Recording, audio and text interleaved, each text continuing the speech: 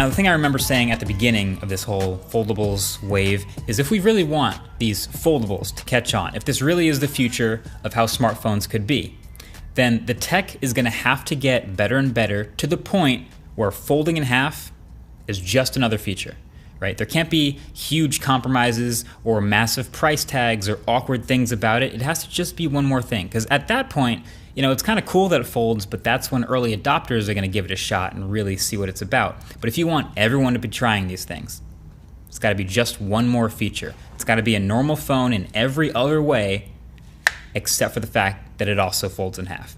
That's when it gets interesting. So with this phone, the Z Flip 3, the ambition is still pretty simple. Give us a regular phone for regular use, and then let us fold it shut into a sort of smaller form factor, kind of like a throwback to the flip phones of yesteryear. Now, there's a couple new features on this year's version that really make it that much more usable. It doesn't change a ton, but there are a few key things that make a big difference. So in my order of importance, it would be the new refreshed design, which is pretty sweet, the much improved build quality, and the bigger, much more usable outside cover screen. So the new design is pretty sweet. It reminds me of the classic Panda Pixel 2, which was one of my favorite phone designs ever, but it also looks and feels more refined too. They squared up those sides, you know, they've shifted, obviously you can see, to a two-tone look, and there's some new colors. This cream color has gotten a lot of love, but there's also a pretty sweet green, and yes, it does come in matte black if you're into that.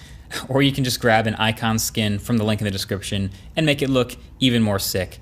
I'm just saying, link below. Now, there's a funny little quirk of using a phone that's this shape, which is when you fold it, it's basically a square. And so you put it in your pocket, and a lot of times you flip it by accident, or maybe it's upside down or whatever. It can be in your pocket in any number of different orientations.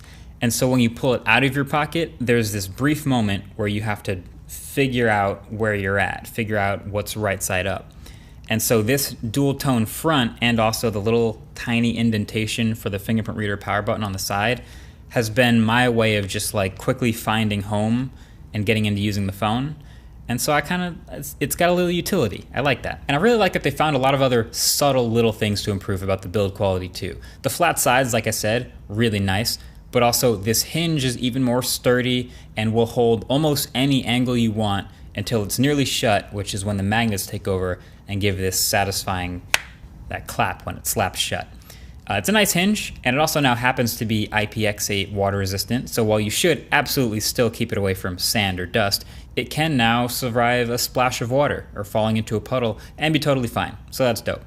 Also underrated, the stereo speakers are much better and fuller, and even if you block that small bottom speaker grill with your finger, the earpiece speaker is also plenty loud too, so no worries. That was well done. I only really have two minor complaints with the build of this phone. One, it gets very fingerprinty. That's, I guess, a little bit unavoidable, or you could just skin it. But two, the volume rocker is like way up top on the side of the phone. Even with big hands, just the way you normally hold a phone, it's pretty unreachable. So it becomes a sort of a two-handed operation to go up there and change the volume. I definitely wish they just put it on the other side of the phone, but instead there's this cutout, which I believe is for the 5G antennas. So I guess I just wish they swapped those. But I guess aside from the hinge, the most important part on a phone like this would be the screen. And so there's really only one ambition of a phone like this, which is to unfold into a normal phone experience. And so this, what you get here, is a pretty big display, unfolded. It's almost S21 Ultra sized, so it's a 6.7 inch, 22 by 9, 1080p, bright OLED display with a hole punch cutout, and it's 120 hertz finally. So this was my biggest ask from the last version. It just doesn't seem right anymore to charge flagship money for a phone with a 60 hertz display. Apple, I guess, can somehow still pull it off because people still buy iPhones all the time, but this feels way better, way more smooth.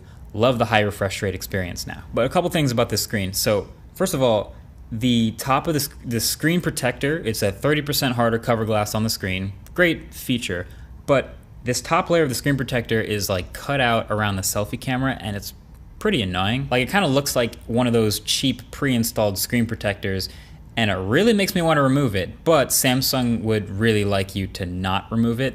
So that's gotten pretty annoying, although I'll probably eventually get annoyed and take it off. But it's there.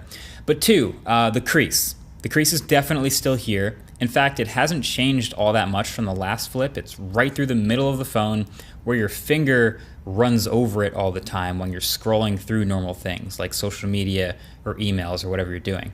So it's visually there, but it's also physically there since you feel it so much. I feel like it's both annoying, but also like no big deal at the same time. Maybe I'm a person who's used a folding phone before, so I'm a little more used to the crease than a normal person.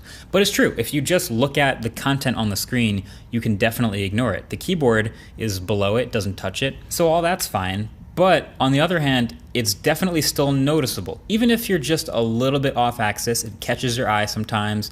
You know, if you're reading text, it'll kind of droop it in the middle a little bit. So I'll like scroll a bit extra to get the text away from the middle. It's weird. I hope they keep working on this, because if they could get it to feel even more flat, like a normal glass screen someday, that would be way better. But yeah, I think that should be the next big improvement, minimizing this crease and also trimming down the edges around the display, because it's still a bit off on a $1,000 phone to have to do that gesture from the side, but have your finger hit a piece of plastic. But Flip 3 is all about that outside cover screen. So Flip 2, as you can tell by my shirt, shop.mkbhd.com, had a very, very, very small outside cover screen. It basically would just show you the time and if you had a notification, right? Then Moto Razr came out, and while most of the rest of this phone was pretty terrible, it did have a massive outside screen that turned out to be very useful. So now Samsung's given us a larger cover screen on the Flip 3. Not as big as the Razr's, but it's 4 times the area of the last one, and it genuinely changes the way you use the phone. So actually do some quick stuff on the outside screen now without opening the Flip. So by default, it's just time, date, and battery, plus a dot over on the side if you have any notifications. But then you can change the visual on this screen if you want to a bunch of different things in the settings. There's a whole page. You can change different animations and different backgrounds and clock styles. You can even match it to the watch face if you have a Samsung Galaxy Watch, so that's pretty smart. But from there, you can do a bunch of stuff. So you can swipe over to your different widgets in whatever order you want: music, weather, a timer if you want one. Some people might want their calendar here. It's not unlimited widgets. There's actually just a list of 6 you can choose from that Samsung's put in here, and you can choose the order. But even just these 6 are pretty useful. So if I'm playing a podcast or music, which I do all the time, the music icon shows up, and then I can tap that to skip right to the music controls widget, and then play or pause or fast forward or whatever from here. Also, fun fact, when the phone is closed like this, the volume buttons on the outside reverse function. So this up direction increases volume and down decreases, but then it flips back when you open up the phone. Again, very smart. You know what would have been smarter though? Google Assistant on the outside screen. Just like firing it up, asking it a question. That's not a thing available here. It does use Bixby Voice to answer text messages, which is whatever. It's fine. But then also, even taking pictures on the outside screen is way better. You could do it before, but it was a tiny screen, you didn't want to. This one, I actually would. So it's a decent sized viewfinder, and it's the primary camera, so they're kind of nice. And you can swipe up or down to change lenses, and swipe left or right to switch from photo or video mode. One thing to note though is selfies from the main camera with the cover screen will be a 1:1 square aspect ratio, and there's no way to change that, just a heads up. Aside from that though, you do get decent selfie image quality from the primary cameras, which aren't quite flagship level, but they're pretty good. Same as last year, the primary and the ultra wide. And that kind of checks out across the rest of the features of this phone. Like, I love that the cameras are basically flush with this phone, but aside from that, on a $1,000 phone, they're fine, nothing special. The battery life, again, you know, this is a 3,300 milliamp hour battery split between the top and the bottom, and it's powering a huge 120 hertz display. So it did better than expected, but when it taps out after 4 hours of screen on time, that's just fine, nothing special. Call quality, again, fine. Heat dispersion only really warms up when wireless charging on the rare wireless charger that actually fits a phone this size. But again, it's fine. And on a phone like this, it might sound like I'm like disappointed. I'm saying, oh, it's fine. It's fine. But really, that's kind of an accomplishment. On a phone that screen folds in half, like that's kind of amazing. We are looking to eventually get down to the point where there's no major compromises or major shortcomings, and it delivers on the one promise of being able to fold your phone down into something that's theoretically a bit more pocketable for people with smaller pockets or for ladies with purses and things like that. And it does it. So it's not super flashy or head turning. It's not even as ambitious as the Fold 3, which is trying to give you a normal smartphone and a tablet in your pocket, which is a lot. But the fact that it gives you a normal smartphone experience and folds in half is very close to what I said at the beginning and what I've been saying since the beginning of this whole foldables thing, which will get them to catch on. This is a folding phone I can actually start recommending to people, and the fact that we got this far is crucial for them to move forward.